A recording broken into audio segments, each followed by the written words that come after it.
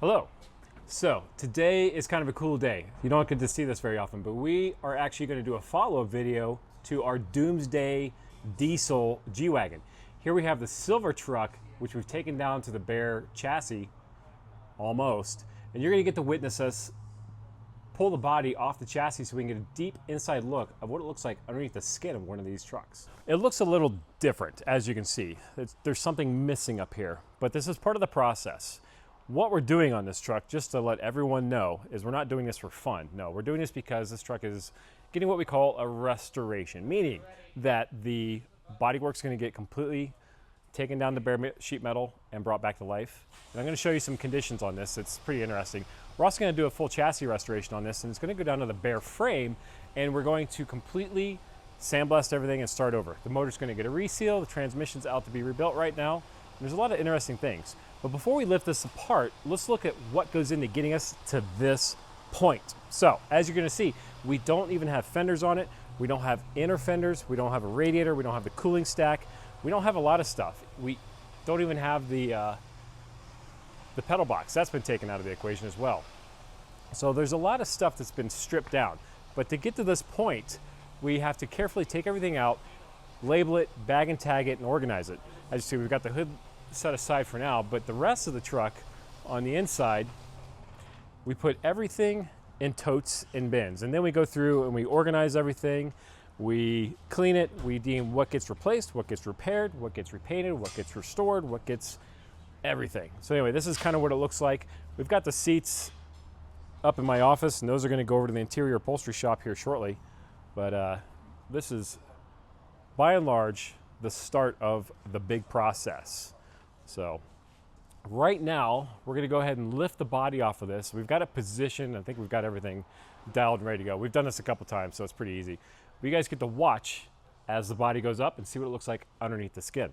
All right, so before I start this, obviously I've already set the lift, so I know exactly where it's at. I go on the pinch welds. I roll the truck as forward as I can. I get the lift set up so it's going to lift all four corners up evenly, and everything's ready. So here we go.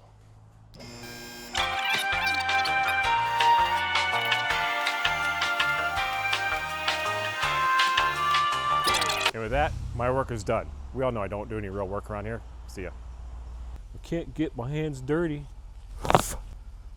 This is for the comments section. You don't need gloves. Real mechanics don't wear gloves. Yeah, real mechanics are also dirtballs. Moving on to this. Now that we've got the body off, you can see why the G Wagons are kind of interesting. For starters, this is what we call a fully boxed frame, meaning that it is not just open C channel, it's actually closed channel all the way front to back. This is one of the reasons these are so stout and so strong. Now, what's cool about this is actually a 1995 model, which mathematically puts this truck at 30 years old. Believe it or not, this same truck was built on the same assembly line as your late 15, 16, 17, up to 2018 G Wagon up on the Magnus Steyr factory. Kind of cool. I doubt it's the same people though, but they're all still hand built, all on the same line, same process, same basic suspension architecture. In fact, the front control arms on this 1995 model are the same as what's on your 2018 G63 or 65. Kind of cool.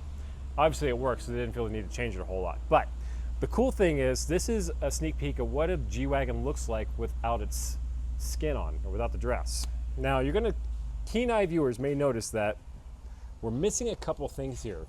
Mainly a transmission, mainly a transfer case. Yes, we did pull those out ahead of time. There's some items that are long lead items. We don't build transmissions here, we ship those out. So we actually pulled it, created it up, and shipped it out of here just to save time. Same goes for the transfer case, so you yank that out. We do have that pulled apart and resealed elsewhere. But what's gonna happen on this, and this is actually not a bad candidate, this is pretty decent shape. We're gonna go ahead and restore this. We're gonna blast the frame and do a high temp frame coating on this, or I'm sorry, high wear frame coating. It's a long day. And put everything back to fresh. All the suspension bushings are gonna get replaced. All the suspension pieces are gonna get replaced, i.e. springs, shocks. It's gonna get our Fox 2.0 shocks. But the big thing is this exhaust system that's a labyrinth of mazes and tunnels is which is just a disaster. This is going to go in the bin.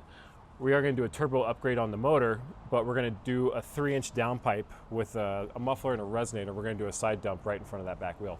It's not going to sound that loud, but it's going to free up a lot of headroom and breathing space for the new turbocharger, and it's going to just help it run a little bit cooler and a little bit more efficiently. Some of you may notice that this is what we call the OM603 motor. This is a 6-cylinder turbocharged motor. This is a 1995 model, and this is a pretty good motor. Early versions of this had issues with head gasket failures or casting errors, but being as this is the last hurrah of this motor, they kind of got all the kinks worked out. And it's a great mechanical engine that has a lot of potential in it. We're going to put a slightly larger pump on it. We're going to go to a 6 mil pump to get a little more oomph, a slightly larger turbo to help it breathe a little better, and get it back on the road. We are going to completely tear it down and reseal it so it looks nice, tight, and fresh. But along that lines, all the soft lines and all the things that just look icky are going to get replaced. So all this kind of stuff are going to be resealed. Everything's going to get new gaskets, all new seals, even some of the fuel injector lines, which are starting to rub through. Like this is rubbing on the intake. That's kind of fun. So all this is going to come out. It's going to get refreshed. This is kind of the first step as we pull everything out. Other interesting things we found, if you come around here, and we wouldn't have found this otherwise, but this has some interesting history. As we see, all the hard lines look like they took a hit or something got jammed up in there. So this is an interesting thing. We're going to go ahead and replace all these hard lines because these is a mix of fuel, brake, vent, return, etc. That's all going to get swapped over. So fun, fun, fun. Once we have the engine out, once we have all the lines off, we're going to pull the axles off. We're going to pull the tank out and completely redo all this. One of the key areas that's susceptible for rust, and this is a great way to show it, even on late model G Wagons, if you're shopping for one, we always say check underneath the back of the truck. This whole back frame area catches a lot of water, and this one is not in bad shape. Again, we're going to blast it and put it back to fresh, but water gets trapped up in this area, and these rear mounts rot out. The rear mounts for the bumpers rot out, and then also when we talk about rear suspension mounts, when you're looking, we always want to see what the shock mounts look like, and then the spring mounts. A lot of times, even on late model trucks, we'll get trucks with these that are rotted off and they're starting to break, and what we do to fix that is we cut all this off and put brand new sheet metal from Mercedes on there, coat it, and go back together. Same goes for spring mounts. If these are in bad shape, we can cut this out with a plasma torch, TIG weld everything back in, and get it coated. So it kind of resets the clock, so to speak. Some of the other common things that we see fail on these early trucks. And I say early trucks, I'm referring to ones with drum brakes. So anything pre-1997 has drum brakes. 1998, they switched to disc, just so you know. But this is what we call the brake proportioning valve, and this is the bane of our existence on these older vehicles.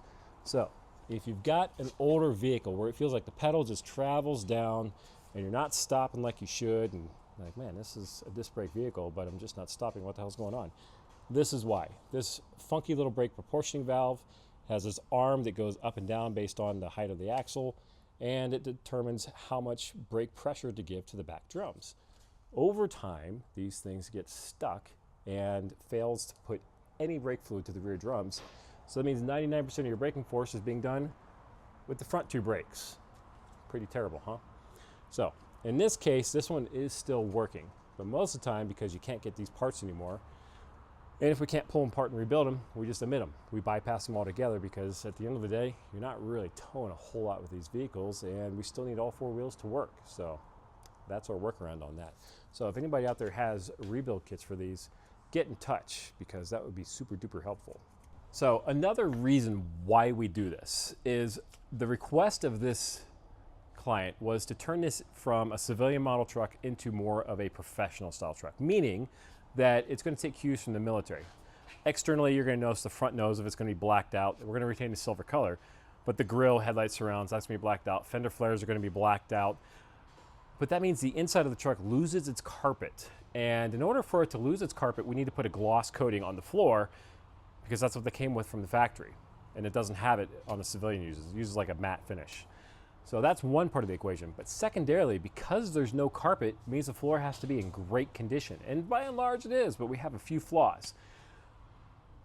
This is an area where we've got a little bit of rust and corrosion going on. It's not a whole lot, but it's enough that we want to address it with some rust reversal agent and get this straightened out before we go along with the rest of the restoration. Now, being as it's here, you can't really address it with all this stuff in the way. So what do? We take it apart. It just makes for a much cleaner end product when we're able to completely separate everything and get full access to it. There's also some areas on the inside, but again, taking it apart gives us full access to do everything we got to do. And this is the level of detail that we go to whenever we do something like this. There's not a lot of shops that'll do this, so kind of cool. Anyway, you can find more about this on nothingbutgs.com. Looks like that. If you see the logo, you're in the right spot. Other little things about this, because it's going on a rotisserie, we're going to strip off the whole underside. We're going to pull all the heat shields down and make sure everything is perfect. These over here, which I believe are made from asbestos, someone's going to correct me. They're probably not made from asbestos, but they may as well be. We're going to redo all of these so they're not just falling apart and getting caught up in stuff. So it's all that level of detail stuff that just kind of puts it over the top, right? So anyway, this is the chassis of your long wheelbase G Wagon. And even if you're to take a 2015 or 2018 and lift the body off, it's going to look very, very similar. So like I said, before this goes back together, all the rubber bits are going to get replaced, even down to these clapped out motor mounts. Gross. Clapped out motor mounts, all the suspension mounts, all the pickup points, all the bushings. It's going to get Fox 2.0s. It's getting 2-inch lift springs. It's getting all braided stainless brake lines. It's getting all new hardline run. The motor's coming out getting completely resealed. It is getting a power bump. It's going to go from 100 and diddly some horsepower to 200 and diddly some horsepower, so it can get out of its own way. The transmission is going to be brand new. Transfer case is going to be completely refreshed. The axles are going to be gone through. We're going to sandblast all the steel bits and completely coat them. And this is going to be one heck of a finished project when it's done. But this is a cool step that I just was too cool not to share. So thanks for watching. Anyway, Joe Gocher, Nothing But G's. You can find us on www.nothingbutgs.com, or thanks for watching our YouTube channel. Don't forget to like and subscribe. Cool thing is, on our website at nothingbutgs.com, we will also be adding a garage sales section. What does that mean? That means we're going to be selling all the takeoff stuff that is clogging up our other shop. So if you find yourself in need of a specific set of wheels, we probably have them. Or if you want a set of our competitors' rock sliders, we probably have them. Or let's say you need a front left fender because your 16-year-old kid smacked the parking thing at the gas station. I probably got you covered. I've got one in stock, multiple colors. You tell me. Need a headlight? Anything. I've got tons of this stuff. So if there's something specific you need, get in touch with me. But Blake, my cameraman here, go ahead and turn it around, Blake. Let's see yourself. We'll be taking all these photos and uploading them to our garage sale section, and Connor's floating around here somewhere. We'll be happy to get it boxed up and off to you. So thanks again, Joe Gocher, Nothing But G's. Thanks for watching.